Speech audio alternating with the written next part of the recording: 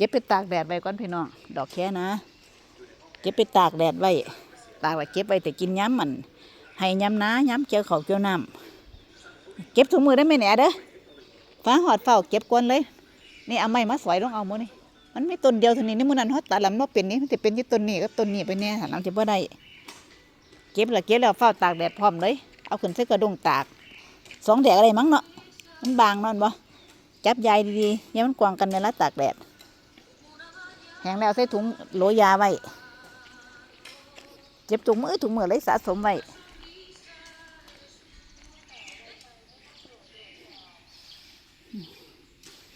เก็บถุงมือก็ได้หลายอยู่นั่นบ่เอามันหมดเด้ออันนี้มันเขาลวกเขาจะ